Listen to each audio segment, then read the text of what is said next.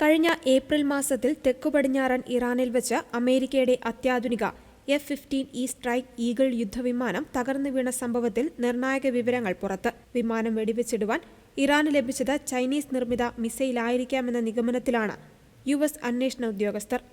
തോളിൽ വെച്ച് ഉപയോഗിക്കാവുന്ന ചൈനീസ് നിർമ്മിത ഷോൾഡർ ഫയർഡ് മിസൈലാണ് ഇതിനായി ഉപയോഗിച്ചതെന്നാണ് US മാധ്യമമായ NBC ന്യൂസ് റിപ്പോർട്ട് ചെയ്യുന്നത്. കഴിഞ്ഞ ഏതാനും പതിറ്റാണ്ടുകൾക്കിടയിൽ ശത്രുക്കളുടെ ആക്രമണത്തിൽ ഒരു അമേരിക്കൻ യുദ്ധവിമാനം തകർക്കപ്പെടുന്നത് ഇതാദ്യമായാണ്. സംഭവത്തെക്കുറിച്ച് US ഔദ്യോഗികമായി അന്വേഷണം തുടരുകയാണെങ്കിലും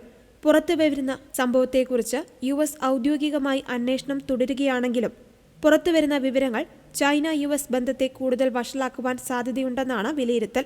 അപകട സമയത്ത് വിമാനത്തിലുണ്ടായിരുന്ന പൈലറ്റും വെപ്പൺ സിസ്റ്റം ഓഫീസറും കൃത്യസമയത്ത് ഇജക്ട് ചെയ്ത് രക്ഷപ്പെട്ടിരുന്നു.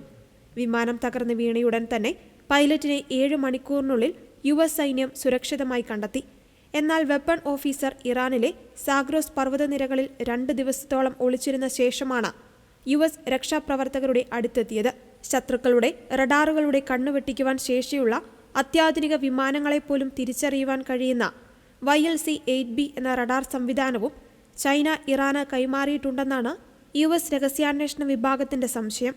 എന്നാൽ കഴിഞ്ഞ മാസത്തെ സംഘർഷത്തിൽ ഈ റഡാർ ഉപയോഗിച്ചിട്ടുണ്ടോ എന്ന് ഇതുവരെ സ്ഥിരീകരിച്ചിട്ടില്ല. അതേസമയം അമേരിക്കയുടെ ഈ ആരോപണങ്ങൾ പൂർണ്ണമായും അടിസ്ഥാനരഹിതമാണെന്ന് വാഷിംഗ്ടണിലെ ചൈനീസ് എംബസി പ്രതികരിച്ചു. സൈനിക ഉപകരണങ്ങൾ കയറ്റുമതി ചെയ്യുന്നതിൽ അന്താരാഷ്ട്ര നിയമങ്ങളും നിയന്ത്രണങ്ങളും ചൈന കർശനമായി പാലിക്കുന്നുണ്ടെന്നാണ് ബെയ്ജിങ്ങിന്റെ വാദം. ഇറാൻ പ്രതിസന്ധി പരിഹരിക്കുവാൻ ഡൊണാൾഡ് ട്രംപ് ഭരണകൂടം ചൈനയുടെ സഹായം തേടുന്നതിനിടയിലാണ് പുതിയ വെളിപ്പെടുത്തൽ വന്നിരിക്കുന്നത്.